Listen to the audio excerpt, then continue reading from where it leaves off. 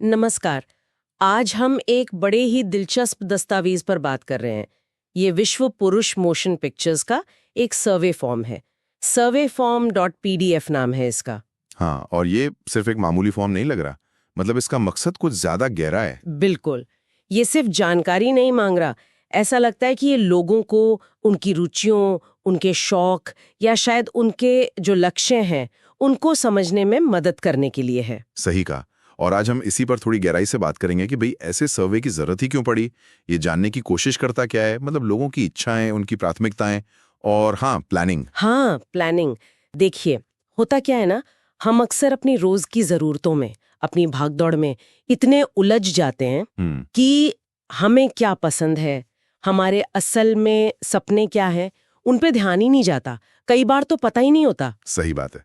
और अगर मान लीजिए एक से ज्यादा शौक हैं, तो फिर ये मुश्किल हो जाता है कि भाई पहले क्या करें, किस पर फोकस करें। और स्रोत भी यही कहता है कि प्राथमिकता तय करना एक चुनौती है। जी। और फिर लक्ष्य तय भी हो गया तो उसके लिए टाइम निकालना, प्लान बनाना, ये सब भी आसान नहीं। बिल्कुल। और कई बार तो प्लान बना भी लो तो वो काम नहीं करता। फिर लोग सोचते हैं बस हो गया, दूसरी कोशिश का ख्याल ही नहीं आता। हाँ। यही पर शायद ये सर्वे कुछ मदद करने की कोशिश कर रहा है, एक तरह से रास्ता दिखाने का। हाँ, बिल्कुल। ये सर्वे ना एक स्ट्रक्चर्ड तरीका देता है अपने अंदर झांकने का। ये आपको एक तरह से मजबूर करता है कि सोचो क्या चाहते हो, किसको पहले करना है और फिर वहां तक पहुंचोगे कैसे, मतलब प्लान क्या है। चलिए इसके कुछ सवालों पर नजर डालते हैं। शुरू में तो वो बेसिक जानकारी है, मोबाइल नंबर, नाम, उम्र, काम, आमदनी, क्वालिफिकेशन। ये सब क्यों? ये तो स्टैंडर्ड लगता स्टैंडर्ड है, हाँ, पर इसका शायद गहरा मतलब है। देखिए, उम्र और काम से पता चलता है कि इंसान अपनी जिंदगी के किस पड़ाव पर है। अच्छा, हाँ, मतलब स्टूडेंट है या नौकरी में है या अपना कुछ कर रहा है। फिर आमदनी और क्वालिफिकेशन, क्या ये उसके लक्ष्यों से मेल खाते हैं? ये एक बेसलाइन बनाते हैं। समझ गई, मतलब एक कॉन्टेक्स्ट सेट करने के लिए। बिल्कुल, ये सिर्फ डेटा नहीं, ये कॉन्टेक्स्ट है, संदर्भ है। फिर आता है सीधा सवाल। हाँ, कि आपकी रुचि, शौक या लक्ष्य क्या है। इसका मकसद तो साफ है कि भाई मन में कुछ है भी या बस जिंदगी चल रही है। लेकिन फिर प्राथमिकता क्यों? प्राथमिकता, देखिए, हमारे पास रिसोर्स, चाहे वो वक्त हो या एनर्जी, वो लिमिटेड है ना। सही बात है। तो अगर 5 चीजें पसंद है तो पांचों एक साथ नहीं हो सकती। प्राथमिकता तय करने से फोकस आता है, पता चलता है कि सबसे पहले किस चीज को हकीकत बनाना है। ये क्लैरिटी लाने के लिए है। अच्छा, और क्लैरिटी के बाद फिर आता है समय का सवाल। कितना टाइम है आपके पास और हर लक्ष्य के लिए अंदाजन कितना टाइम लगेगा? ये तो बहुत ही प्रैक्टिकल हो गया। कोई भी प्लान अधूरा है। ये सवाल आपको यथार्थवादी बनाता है।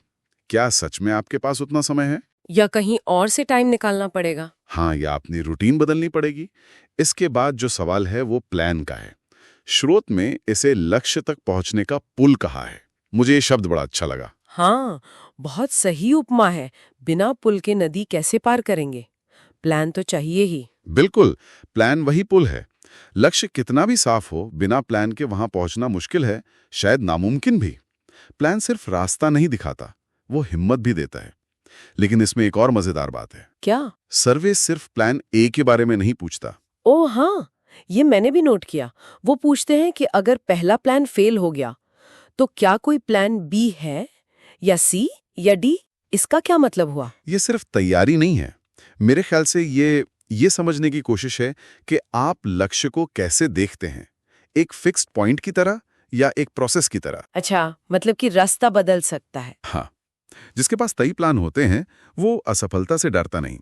वो समझता है कि ये प्रोसेस का हिस्सा है, रास्ता बदलना पड़ सकता है, मंजिल वही रहेगी। श्रोट भी कहता है, जितने ज्यादा प्लान उतनी जल्दी मंजिल मिलने की संभावना। तो ये फ्लेक्सिबिलिटी और अडेप्टेबिलिटी की बात है। बिल्कुल। तो ये पूरा सर्वे असल में सिर्फ जानकारी नहीं ले रहा, ये तो एक तरह से सेल्फ एनालिसिस करवा रहा है।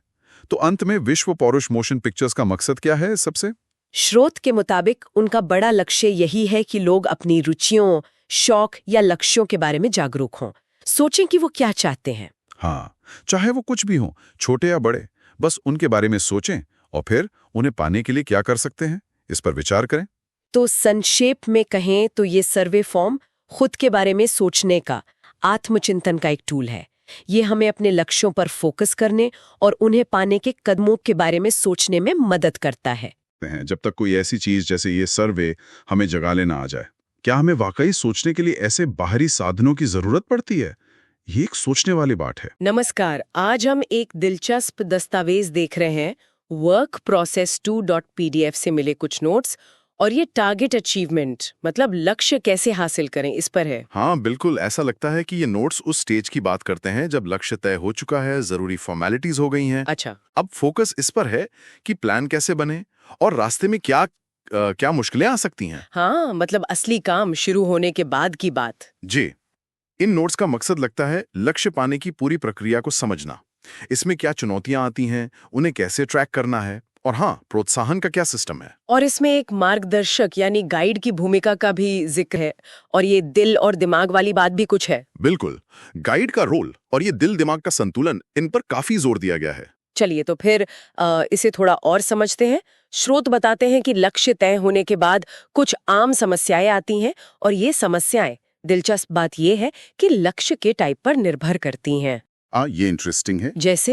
जैसे अगर लक्ष्य काम यानी कार्य से जुड़ा है तो दिक्कत कार्यकर्ताओं से हो सकती है, मतलब टीम से रिलेटेड इश्यूज। अच्छा, और अगर लक्ष्य कोई चुनौती है तो शायद क्षमता मतलब ताकत की कमी महसूस हो।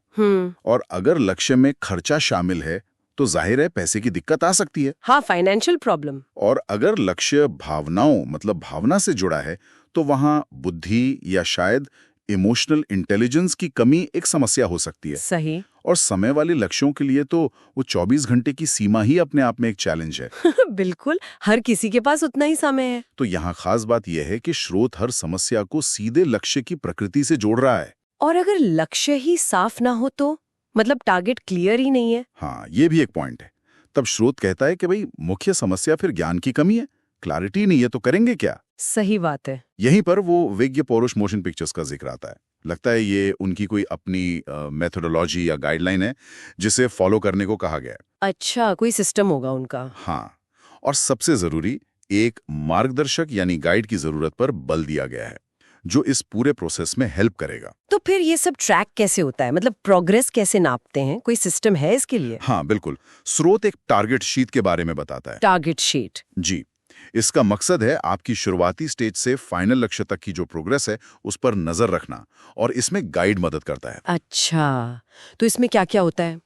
इसमें रोजाना कई चीजें भरनी होती हैं। 7 मुख्य कॉलम बताए गए हैं, जैसे आपको सीनियर से टारगेट क्या मिला, वो तारीख जब मिला। ठीक है। फिर फॉलो अप, मतलब पहले जिन लोगों को प्लान दिखाया था उनमें से कितनों से बात हुई, इसकी रिकॉर्डिंग भी अपलोड करनी होती है। और रिकॉर्डिंग भी? हाँ, फिर उस दिन नए सर्वे कितने किए उसकी भी रिकॉर्डिंग, कितने लोगों को प्लान समझाया वो संख्या, प्लान समझाने में क्या मुश्किलें आईं मतलब ऑब्जेक्शन हैंडलिंग, वो भी संख्या में। और आखिर में क्लोजिंग कितनी हुई उसकी संख्या और पेमेंट जमा करना। बाप रे, ये तो काफी डिटेल में ट्रैकिंग है, हर चीज का हिसाब रखना पड़ता है। हाँ, लगता तो यही है, लेकिन ये सिर्फ नंबर्स का खेल नहीं है। अच्छा, और क्या पता चलता है इससे? यही वो दिल और दिमाग वाली बात आती है। स्रोत कहता है कि इस टारगेट शीट से 3 चीजें साफ होती हैं। क्या? एक, कि टारगेट दिल से लिया गया है या सिर्फ दिमाग से, मतलब क्या आप सच में वो टारगेट चाहते हैं या बस मजबूरी में कर रहे हैं। इंटरेस्टिंग। दूसरा, कि जो काम हो रहा है, जो परफॉर्मेंस है, वो दिल से है या सिर्फ दिमाग से, मतलब क्या आप मन लगाकर काम कर रहे हैं। और तीसरा? तीसरा ये कि क्या व्यक्ति दिल और दिमाग दोनों का सही इस्तेमाल कर पा रहा है या नहीं। तो मतलब ये दिल और दिमाग का संतुलन बहुत जरूरी है इनके हिसाब से। बहुत ज्यादा। स्रोत का निष्कर्ष यही है कि सफलता के लिए दोनों का तालमेल चाहिए। अगर एक भी काम नहीं कर रहा तो लक्ष्य तक पहुंचना बहुत मुश्किल है। और गाइड इसमें कैसे मदद करता है? गाइड का काम सिर्फ रास्ता दिखाना या टारगेट शीट भरवाना नहीं है, वो दिल और दिमाग दोनों को मजबूत करने की ट्रेनिंग भी देता है। अच्छा, तो गाइड एक तरह से मेंटल और इमोशनल कोच भी हुआ। हाँ, कुछ ऐसा ही समझ लीजिए। और मैंने देखा इसमें एक नोट भी है जिसमें अतिरिक्त मानदेय मतलब इंसेंटिव का जिक्र है। जी हाँ बिल्कुल, वो भी एक जरूरी हिस्सा है सिस्टम का। नोट में बताया है कि अगर आप गाइड के बताए अनुसार काम करते हैं तो रोजाना इंसेंटिव मिल सकता है। रोजाना? ये कैसे कैलकुलेट होता है? इसकी कैलकुलेशन आपके टोटल टारगेट और टोटल परफॉर्मेंस के योग की संख्या के बराबर होती है। अच्छा। और अगर क्लोजिंग होती है, क्लोजिंग का मतलब हर 11,000 रुपए की बुकिंग से है, तो आपको परफॉर्मेंस के योग का 2 गुना मानदेय मिलता है। 2 गुना? और अगर ज्यादा क्लोजिंग हो तो मानदेय उतना ही गुना बढ़ता जाएगा, मतलब 2 क्लोजिंग तो 3 गुना, 3 क्लोजिंग तो 4 गुना, ऐसे। लेकिन इसकी एक डेली लिमिट भी है, 1650। ओके, तो एक कैप भी लगा रखा है। हाँ, ताकि सिस्टम सस्टेनेबल रहे शायद। तो ये बेसिकली प्रदर्शन को सीधे तौर पर इनाम से जोड़ने का तरीका है, जो गाइड के निर्देशों और नतीजों से जुड़ा है। तो अगर हम समेटें तो ये नोट्स लक्ष्य हासिल करने का एक बहुत ही स्ट्रक्चर्ड तरीका बताते हैं, है ना? बिल्कुल, एक पूरा ढांचा है।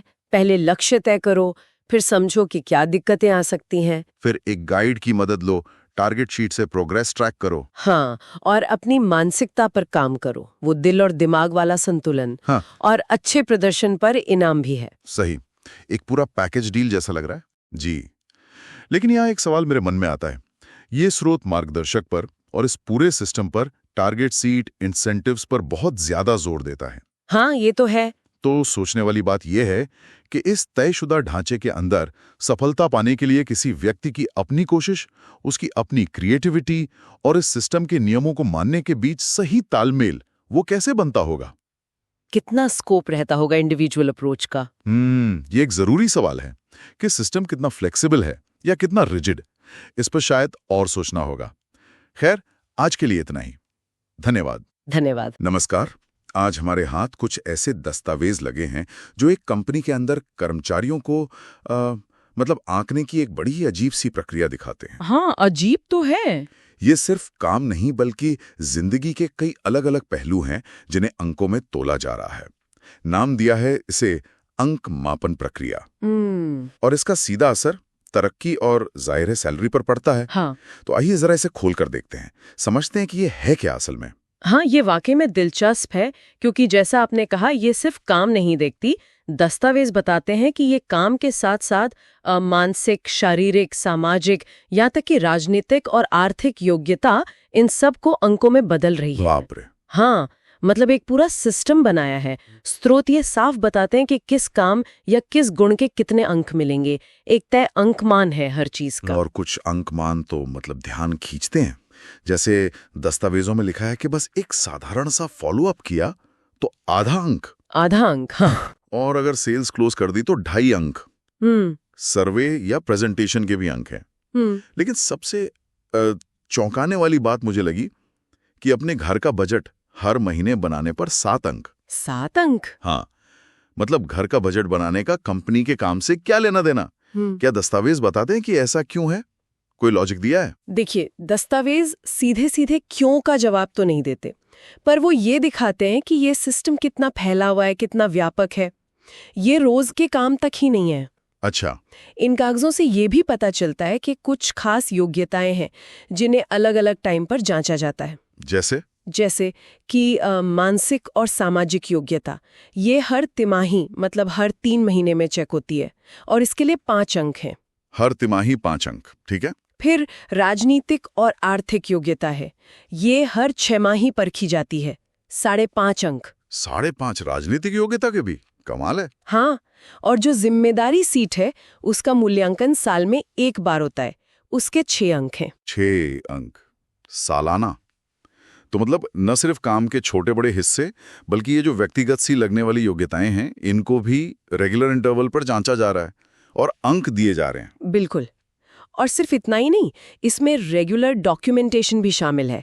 जैसे अगर कोई कर्मचारी है, वो अपने काम की डायरी बनाता है रोज, हाँ, और सीनियर को दिखाता है, हाँ, तो उसे हर महीने 4 अंक मिलते हैं। अच्छा, डायरी दिखाने के 4 अंक? हाँ, और इसी तरह अगर कोई ट्रेनिंग हुई है, उसका रजिस्टर मेंटेन किया है और वो दिखाया, तो 4.5 अंक हर महीने। ओह! तो एक तरह से ये पूरा सिस्टम एक लगातार चलने वाले मूल्यांकन जैसा है।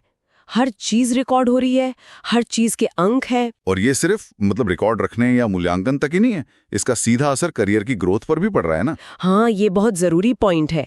दस्तावेजें ये बिल्कुल साफ करते हैं कि जैसे जूनियर से सीनियर बनना है, तो शायद इन अंकों की जरूरत ना पड़े। अच्छा। लेकिन अगर सीनियर एम्प्लॉय बनना है या फिर एम्प्लॉय से ऑफिसर बनना है, तो ये अंकमान जरूरी है, इसके बिना नहीं होगा। तो तरक्की, खासकर ऊपर के लेवल पर, वो सीधे सीधे स्कोरिंग सिस्टम से जुड़ी है? बिल्कुल, और ये प्रक्रिया सबके लिए है, सीनियर्स, एम्प्लॉयज, अधिकारी, सब पर लागू होती है। तो अगर हम इसे समेटने की कोशिश करें तो ये एक बहुत ही डिटेल्ड, बहुत बारीक सिस्टम है जो न केवल काम से जुड़े टास्क बल्कि व्यक्तिगत योग्यताएं, नियमित डॉक्यूमेंटेशन, इन सबको अंकों से जोड़ रहा है। हाँ। और ये अंक फिर तय कर रहे हैं कि कर्मचारी का प्रमोशन होगा या नहीं, सैलरी कितनी होगी। निश्चित रूप से ये पूरी व्यवस्था एक ऐसी तस्वीर दिखाती है जहां सिर्फ काम नहीं बल्कि कर्मचारी का एक कह सकते हैं होलिस्टिक प्रोफाइल वो अंकों में कैद किया जा रहा है। इसमें सिर्फ फाइनेंशियल इंसेंटिव नहीं है बल्कि करियर में आगे बढ़ने के लिए कुछ अलग नॉन ट्रेडिशनल मौके भी हैं, जैसे फिल्म इंडस्ट्री में एंट्री। और हाँ, जैसा आपने कहा, दस्तावेज के आखिर में एक साइकोलॉजिकल एंगल भी लगता है इसका। हाँ, तो शुरू कैसे होता है ये? सबसे पहले लेवल पर क्या है? 400 अंकमान है और सेल्स का काम। इस पर 3 महीने तक 10,000 रुपए महीना। जी, और ये बस शुरुआत है। यहीं से पैटर्न दिखने लगता है। जैसे जैसे वो अंकमान का टारगेट और जिम्मेदारी बढ़ती है, मान लीजिए 700 अंकमान पर आए और सर्विस का काम संभाला, तो ना सिर्फ मानदेय बढ़कर 15,000 रुपए महीना हुआ बल्कि टाइम भी बढ़कर 6 महीने हो गया और साथ में वो फिल्म ट्रेनिंग भी आ गई। तो ये सिर्फ पैसे बढ़ाना नहीं है, इनाम की क्वालिटी भी बदल रही है। सही कहा, क्वांटिटी और क्वालिटी दोनों बढ़ रही हैं और ये आगे भी चलता है। 1100 अंकमान और ह्यूमन रिसोर्स मतलब HR का काम, तो साल भर के लिए 20,000 रुपए महीना प्लस ट्रेनिंग और एल्बम फिल्म में काम। एल्बम फिल्म, हाँ। फिर 1600 अंकमान और मार्केटिंग, यहाँ 2 साल तक 25,000 रुपए महीना ट्रेनिंग और वेब सीरीज में काम। वेब सीरीज तक। यहाँ ये बात गौर करने वाली है कि ये जो फिल्म वाले मौके हैं ना, ये धीरे धीरे और बड़े होते जा रहे हैं। पहले सिर्फ ट्रेनिंग, फिर एल्बम, फिर वेब सीरीज और आखिर में तो फीचर फिल्म की बात है। सवाल ये उठता है कि आखिर ये फिल्म वाले इनाम ही क्यों? क्या ये सिर्फ ग्लैमर के लिए है या कंपनी कुछ खास स्किल डेवलप करना चाह रही है कर्मचारियों में, जैसे प्रेजेंटेशन स्किल्स या कुछ और? ये सोचने वाली बात है। और जो टॉप लेवल है 2200 अंकमान और काम है रख रखाव या कीपिंग। अब इसका ठीक मतलब क्या है? शायद क्लाइंट रिलेशनशिप मैनेजमेंट हो या एसेट मैनेजमेंट, क्लियर नहीं है, पर इस पर 3 साल तक 30,000 रुपए महीना, फिल्म ट्रेनिंग और एक फीचर फिल्म में काम करने का मौका। ये तो मतलब किसी कॉर्पोरेट इंसेंटिव प्लान के लिए बहुत ही अनोखा है। बिल्कुल बिल्कुल, बहुत एम्बिशियस प्लान है ये। फीचर फिल्म तक पहुंचाना ये मोटिवेट करने का एक अलग ही तरीका है। और यहीं से हम उस साइकोलॉजिकल पॉइंट पर आते हैं जिसका जिक्र आखिर में है। हाँ, वो जो आखिर में एक नोट लिखा है, उसमें लिखा है कि कुछ लोगों को आगे बढ़ने के लिए बार बार धक्का देना पड़ता है, जबकि कुछ लोग ऐसे होते हैं जिन्हें बस रास्ता दिखा दो, वो खुद बढ़ जाते हैं। और कनेक्शन यहीं जुड़ता है। ऐसा लगता है कि ये जो पूरा अंकमान सिस्टम है ना, ये जो बढ़ते हुए लेवल्स हैं, इनाम है, ये खास तौर पर उन लोगों के लिए बनाया गया है जिन्हें भारी मोटिवेशन मतलब उस धक्के की जरूरत पड़ती है। हर लेवल एक माइलस्टोन है, एक साफ टारगेट जो उन्हें अगले स्टेप के लिए पुश करता है। एक तरह से करियर ग्रोथ का गेमिफिकेशन कह सकते हैं इसे। हर लेवल क्रॉस करो, इनाम पाओ।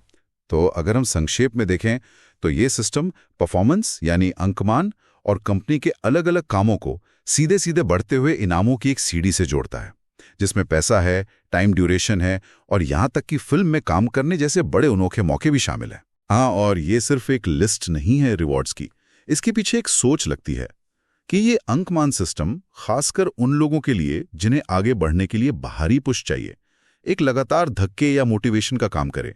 एक साफ रास्ता दिखता है इसमें कि हर अचीवमेंट सीधे प्रोग्रेस और पहचान से जुड़ी है।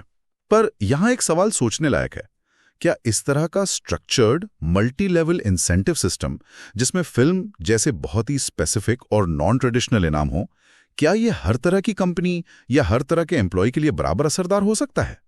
या इसकी कामयाबी इस बात पर बहुत ज्यादा निर्भर करती है कि एम्प्लॉई हैं कौन, उनकी अपनी इच्छाएं क्या हैं और वो इन यूनिक रिवॉर्ड्स को कितनी वैल्यू देते हैं। इसकी शुरुआत ही एक गहरी बात से होती है, जिसकी रही भावना जैसी हरी मूर्त ये देखी तैसी।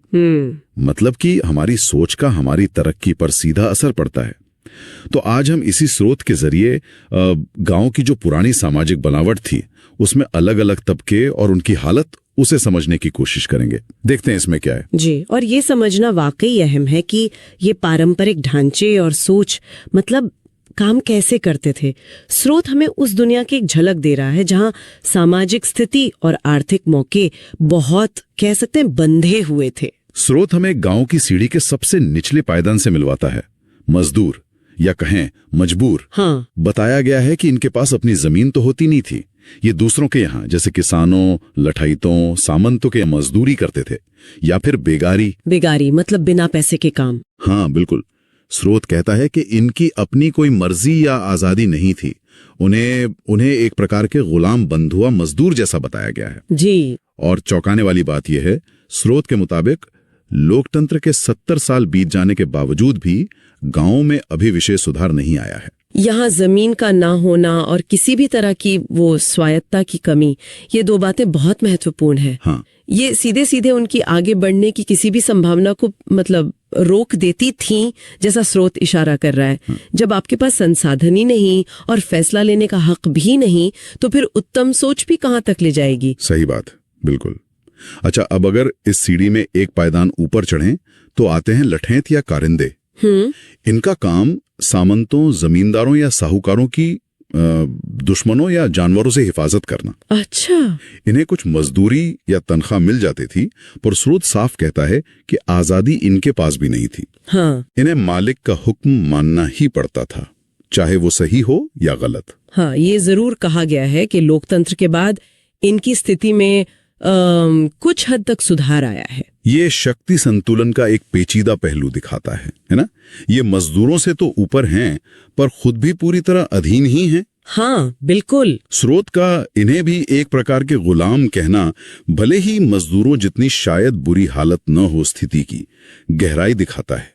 दिलचस्प ये है कि ये व्यवस्था बनाए रखने में मदद तो करते थे, पर खुद भी उसी व्यवस्था के नीचे दबे थे। सही कहा। इसके बाद स्रोत जिक्र करता है सामंतों का। जी। ये जमींदार के नुमाइंदे होते थे, दूर दराज के इलाकों से टैक्स वसूलते थे और उसी टैक्स के एक हिस्से से इनका गुजारा चलता था। अच्छा। एक फर्क ये था कि इनके पास अपनी थोड़ी बहुत जमीन भी होती थी, जिस पर शायद ये खुद खेती करते थे या करवाते थे। तो सामंत की भूमिका गांव की व्यवस्था में कह सकते हैं एक तरह के मिडिल मैनेजमेंट जैसे दिखते हैं। हाँ शायद। ताकत तो ऊपर यानी जमींदार से ही मिल रही है, लेकिन अपनी जमीन होने की वजह से इन्हें वो थोड़ी सी स्वायत्तता हासिल थी जो लठैतों या मजदूरों के पास बिल्कुल नहीं थी। ये उन्हें व्यवस्था में एक अलग जगह देता है। और सामंतों से ऊपर थे जमींदार। स्रोत के हिसाब से ये गांव के लगभग सारी जमीन के मालिक थे। हाँ। सामंतों और लठैतों के जरिए ये एक तरह से अपना दबदबा और वो कानून व्यवस्था बनाए रखते थे। हाँ। सत्ता का केंद्र यही थे। हाँ, पारंपरिक ग्रामीण सत्ता में जमींदार की भूमिका तो केंद्रीय थी ही, इसमें कोई शक नहीं। जमीन का मालिकाना हक ही उन्हें इतनी ताकत देता था कि वो बाकी सबकी जिंदगी को मतलब नियंत्रित कर सके। और फिर सबसे ऊपर साहूकार, जो गांव की अर्थव्यवस्था में कर्ज देने का अहम काम करते थे। जी, कर्ज देने वाले। अब यहाँ स्रोत एक बहुत ही बुनियादी और शायद सबसे जरूरी बात पर रोशनी डालता है। वो कहता है कि गांव की तरक्की का आधार सिर्फ और सिर्फ फसल थी। अच्छा। साफ लिखा है, गांव की समृद्धि का आधार केवल और केवल फसल होती थी। हाँ, जो साल में गिनी चुनी बार ही होती थी। स्रोत के अंदाजे से शायद 4 बार। सिर्फ 4 बार? हाँ, इसीलिए इसे मौसमी रोजगार कहा गया है। और इसी वजह से स्रोत का निष्कर्ष है कि गांव के लोग चाहे जितना उत्तम सोचें, उनकी विकास या समृद्धि की दर सीमित ही रहेगी। ये आर्थिक सीमा मतलब पूरी अर्थव्यवस्था का बस कुछ फसलों पर टिके होना, इसे जब हम तरक्की की सीमित संभावनाओं वाले विचार से जोड़ते हैं तो स्रोत का असली तर्क समझ आता है। हाँ। यहाँ पर अच्छी सोच या इच्छा शक्ति भी उस बाहरी सच्चाई से टकरा कर रुक जाती है जहाँ कमाई के मौके ही वो मौसमी और सीमित है। ये व्यक्ति की सोच और सामाजिक आर्थिक ढांचे के बीच का तनाव है जिसे स्रोत उजागर कर रहा है। तो इस सब का निचोड़ क्या है? मतलब स्रोत हमें जो तस्वीर दिखा रहा है उसमें एक जटिल सामाजिक ऊंच नीच है, जहां हर तबके की अपनी सीमाएं हैं। बिल्कुल। और इस पूरी बनावट के ऊपर है एक ऐसी अर्थव्यवस्था जो सिर्फ मौसम और फसल पर निर्भर है। कुल मिलाकर ये एक ऐसा माहौल था जहां पारंपरिक गांव व्यवस्था में किसी व्यक्ति के लिए अपनी मेहनत या सोच के दम पर आगे बढ़ना, तरक्की करना, वो वाकई बहुत मुश्किल था। हाँ बिल्कुल। और यहीं पर एक सोचने वाली बात सामने आती है। देखिए, स्रोत शुरू में कहता है कि सोच प्रगति से जुड़ी है, लेकिन फिर वो इन गहरी संरचनात्मक और आर्थिक बाधाओं जैसे ये सामाजिक सीढ़ी और ये मौसमी अर्थव्यवस्था पर इतना जोर देता है। हाँ। ये हमें सोचने पर मजबूर करता है कि ऐसे माहौल में किसी व्यक्ति की उत्तम सोच भी आखिर किस हद तक इन जड़ जमा चुकी सामाजिक और आर्थिक दीवारों को मतलब लांघ सकती है। स्रोत हमें ये सवाल पूछता छोड़ देता है ना। बिल्कुल, एक बड़ा सवाल कि व्यक्तिगत सोच और व्यवस्था की सीमाएं, इनका आपस में क्या रिश्ता है। सोचने वाली बात है। हम सब ने सुना है और शायद मानते भी हैं कि गांव छोड़ शहर जाने से तरक्की के दरवाजे खुलते हैं, जिंदगी की रफ्तार बढ़ जाती है। हाँ, ये आम धारणा तो है। लेकिन हमारे पास जो जानकारी है वो एक दिलचस्प सवाल उठाती है। क्यों गांव से शहर आए कई लोग मतलब कड़ी मेहनत के बावजूद अक्सर वहीं के वहीं रह जाते हैं? बिल्कुल, और जानकार इशारा करते हैं कि इसका जवाब शायद सिर्फ नौकरी बदलने या ज्यादा मेहनत करने में नहीं है। तो फिर कहाँ है? शायद गांव और शहर के बीच का जो एक बुनियादी आर्थिक फर्क है ना, उसको न समझ पाने में। कई लोग जो आते हैं गांव से, हाँ, वो शहर में भी मेहनत मजदूरी ही ढूंढते हैं और अनजाने में वो जो शहर की व्यवस्था है उससे कटे रह जाते हैं। अच्छा। और कुछ जानकार तो ये भी कहते हैं कि इसी वजह से मतलब उन्हें शहर के तौर तरीकों का पता नहीं होता ना, तो उन्हें गंवार भी समझ लिया जाता है कई बार। तो चलिए आज इसी गुत्थी को सुलझाने की कोशिश करते हैं। देखते हैं कि गांव और शहर के बीच वो कौन से बुनियादी फर्क हैं जो इस स्थिति को जन्म देते हैं। हाँ बिल्कुल। सबसे पहला फर्क तो शायद बिल्कुल साफ है, जमीन का, है ना? हाँ, जमीन। गांव में खेती है, फसल है, शहर में बाजार है, फैक्ट्री है, दफ्तर है, पर वो खेती वाली जमीन वो नहीं है। और इसी से जुड़ा है शायद सबसे बड़ा अंतर, वो है आर्थिक व्यवस्था का। आर्थिक व्यवस्था कैसे? एक जानकार ने बड़ा दिलचस्प रूपक इस्तेमाल किया है। गांव में खेत पर फसल काटी जाती है, मतलब जो मौसम और मेहनत पर निर्भर है। हाँ, ये तो पता है। पर शहर में बाजार में ग्राहक की जेब काटी जाती है। ग्राहक की जेब मतलब ये एक तरीका है कहने का कि लगातार लेन देन चलता रहता है, पैसा घूमता रहता है। ये शहर के व्यापार का मूल मंत्र है। गांव से आया व्यक्ति अक्सर इसे पकड़ नहीं पाता। ग्राहक की जेब काटना मतलब पैसा लगातार घूम रहा है। ये तो गांव की व्यवस्था से बिल्कुल अलग हुआ। वहां तो आमदनी फसल पर टिकी है। सही पकड़ा आपने। शहर का पूरा सिस्टम, जैसा कि सुनने में आया है, वो कमीशन और अनुपात मतलब रेशियो, इस पर आधारित है। कमीशन और अनुपात जरा समझाइए। हाँ, इसे ऐसे समझें जैसे मान लीजिए एक दुकान है, उसमें कोई चीज बिक रही है, तो उस चीज का एक हिस्सा उसे बनाने वाले का, बेचने वाले का, उस तक माल पहुंचाने वाले का वो पहले से तय होता है। अच्छा, एक तय प्रतिशत होता है, एक अनुपात होता है। ये व्यवस्था गांव की उस स्थिति से बिल्कुल अलग है जहां मजदूर को शायद फसल बिकने तक इंतजार करना पड़ता था। हाँ, और मिलता भी कितना था वो मालिक की मर्जी पर था। बिल्कुल। तो शहर में कमाई का आधार क्या हुआ? तयशुदा हिस्सेदारी, न कि सिर्फ मेहनत या किसी की दया। ये तो सोचने का पूरा नजरिया ही बदल देता है। तभी जानकार ये कहते हैं कि इसी सिस्टम की वजह से शहर के निर्माता की आय करोड़ों में हो सकती है। हाँ, करोड़ों में, जबकि किसान की लाखों में, अगर फसल अच्छी हुई तो। और इसी कमीशन वाले सिस्टम में भूमिकाएं भी पूरी तरह बदल जाती हैं। ये सिर्फ नाम का हेरफेर नहीं है, असल में काम करने का तरीका बदल जाता है। जैसे जानकार बताते हैं कि गांव का जो जमींदार था, हाँ, उसकी जगह शहर में कौन लेता है? वितरक, डिस्ट्रीब्यूटर। वितरक वो जमीन का मालिक तो नहीं होता? नहीं, वो जमीन का मालिक नहीं है।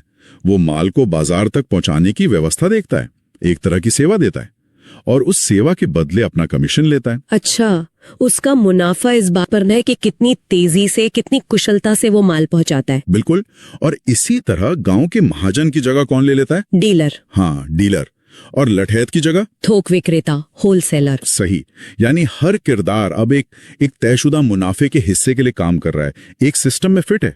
फुटकर विक्रेता मतलब रिटेलर, थोक विक्रेता, एजेंट, वितरक, डीलर, ये सब शहर की उस मशीनरी के पुर्जे हैं जो लगातार चलती रहती है लेन देन और कमीशन पर। हाँ, कमोबेश यही बात है। और गांव से आने वाले व्यक्ति के लिए ये पूरा ढांचा, ये भूमिकाएं और उनके काम करने का ये प्रतिशत वाला तरीका, ये बिल्कुल नया होता है। अक्सर डेरूटाऊं मतलब उलझन भरा होता है। तो ये जो निरंतर लेन देन है, ये कमीशन का सिस्टम, क्या यही शहर की तेज रफ्तार का राज है? कहा जाता है कि शहर में हर दिन, हर घंटे ग्राहक की जेब कटती है, यानी व्यापार कभी रुकता नहीं। हाँ, तो क्या इसी से गांव की तुलना में विकास तेज होता है? हाँ, सूत्रों के मुताबिक तो यही लगता है। ये जो निरंतर कैश फ्लो है और पहले से तय मुनाफे का जो सिस्टम है, यही शहरी आर्थिक गति का इंजन है। और शायद इसीलिए वहां सोच और ढलने की रफ्तार भी तेज होती है। हाँ, कह सकते हैं। यह समझना बहुत जरूरी है कि शहर में तरक्की सिर्फ शारीरिक मेहनत से नहीं मिलती, बल्कि इस शहरी आर्थिक व्यवस्था को समझकर उसमें अपनी सही जगह बनाने से मिलती है। तो सार ये निकला कि गांव और शहर के बीच का अंतर सिर्फ रहन सहन का नहीं है। वो तो है ही। हाँ, वो तो दिखता है। लेकिन असली गहरा फर्क पैसे कमाने और बांटने के पूरे सिस्टम का है। शहर की तरक्की का आधार वो ये कमीशन और अनुपात वाला खेल है, जिसके नियम गांव से अलग हैं। और यही शायद सबसे बड़ी चुनौती है। जब तक गांव से शहर आने वाला व्यक्ति इस सिस्टम को नहीं समझता, तब तक उसके लिए सिर्फ मेहनत मजदूरी के कामों तक सीमित रह जाने का खतरा बना रहता है। वो उस रफ्तार से जुड़ नहीं पाता। तो ये हमें एक बहुत जरूरी सवाल पर लाके छोड़ देता है। अगर शहर की आर्थिक तरक्की इस कमीशन और अनुपात वाली व्यवस्था की समझ पर इतनी निर्भर है, जिसे गांव के लोग अक्सर नहीं जानते, तो इस ज्ञान के अंतर को पाटने के लिए पहला कदम क्या हो सकता है? क्या किया जा सकता है जिससे गांव से शहर आने वाला व्यक्ति सिर्फ एक श्रमिक ना रहे, बल्कि सही मायने में शहरी अर्थव्यवस्था का हिस्सा बन सके और उसकी रफ्तार के साथ कदम मिला सके? नमस्कार, आज हम एक काफी दिलचस्प दस्तावेज पर नजर डाल रहे हैं, महानगर.pdf। हाँ, बिल्कुल। ये दस्तावेज गांव, शहर या नगर और फिर महानगर, इनके जीवन, अर्थव्यवस्था और खास तौर पर सोच के बीच के अंतर को बड़े अनोखे ढंग से दिखाता है। सही कहा। तो आज हमारा मकसद है कि इन तीनों जगहों के जो मुख्य अंतर हैं उनको समझें, जैसा इस स्रोत में बताया गया है। चलिए शुरू करते हैं। हाँ, बिल्कुल। दस्तावेज की शुरुआत ही इसी सेंट्रल आइडिया से होती है कि गांव से शहर और फिर महानगर जाने पर सिर्फ लाइफस्टाइल नहीं बदलती। अच्छा। हाँ, बल्कि सोच में एक फंडामेंटल बदलाव आता है। और दिलचस्प बात यह है कि स्रोत कहता है हर स्टेज पर जो चुनौतियां आती हैं वो लगभग एक जैसी ही होती हैं, बस उनका रूप बदल जाता है। ये सोच का बदलाव वाला पॉइंट काफी अहम लगता है। स्रोत इसको आर्थिक भूमिकाओं से कैसे जोड़ता है फिर? हाँ, यहीं पर यह दस्तावेज कुछ इंटरेस्टिंग कैटेगरीज बनाता है। गांव में जाहिर है किसान की मुख्य भूमिका है, शहर या नगर में वो कहते हैं निर्माता यानी मैन्युफैक्चरर की। ओके। और महानगर में प्रोड्यूसर की। और इन रोल्स के साथ जो इनकम का स्केल है उसमें भी जबरदस्त फर्क बताया गया है। मतलब हजारों लाखों से बढ़कर लाखों करोड़ों और फिर करोड़ों अरबों तक। बाप रे। हाँ, तो ये सिर्फ इनकम का फर्क नहीं, ये पूरे इकोनॉमिक स्ट्रक्चर का बदलाव है एक तरह से। और ये खेती वाली तुलना, ये तो मुझे काफी अलग नजरिया लगा। गांव में जमीन पर, शहर में बाजार पर और महानगर में कहानी पर खेती। इसका क्या मतलब समझे? ये असल में स्रोत के तर्क का एक कोर हिस्सा है। दस्तावेज का मानना है कि वैल्यू क्रिएट करने का तरीका बदल जाता है। गांव में आप जमीन से फसल उगाते हैं, ठीक है? हाँ। शहर नगर में यहां स्रोत थोड़े कह सकते हैं तीखे शब्द इस्तेमाल करता है। कहता है ग्राहक की जेब काटी जाती है। ओह। जिसका शायद मतलब है कि फोकस मार्केट ट्रांजैक्शन, लेन देन, बिक्री पर होता है। और महानगर में दस्तावेज के हिसाब से दर्शक की जेब काटी जाती है। दर्शक की जेब? हाँ, यानी कहानी, कंटेंट या कोई आइडिया बेचकर कमाई होती है। जेब काटना, ये भाषा तो काफी सीधी है। क्या स्रोत इसे थोड़ा और समझाता है, खासकर महानगर वाला पार्ट, कि कहानी से जिंदगी भर कमाई कैसे हो सकती है? स्रोत का तर्क ये है कि महानगर में एक कामयाब कहानी या आइडिया वो बार बार लंबे समय तक, स्रोतो कहता है 60 साल तक, इनकम का सोर्स बन सकता है। 60 साल? हाँ, ये शायद इंटेलेक्चुअल प्रॉपर्टी या ब्रांड वैल्यू जैसी चीजों की तरफ इशारा कर रहा है, जहां क्रिएशन एक बार होता है पर उसका कंजम्पशन लगातार चलता रहता है। ये उस बारंबार आए वाले मॉडल से जुड़ा है जिसका जिक्र बाद में भी है। अच्छा, अगर इसी तर्क को आगे देखें तो स्रोत कुछ पैरेलल भूमिकाएं भी दिखाता है। वो तुलनाएं तो और भी चौंकाने वाली हैं, जैसे गांव का मजदूर, शहर का फुटकर विक्रेता और महानगर का एक्टर एक्ट्रेस। इसमें क्या लॉजिक है? हाँ, दस्तावेज इनको सीधे तौर पर पैरेलल रखता है।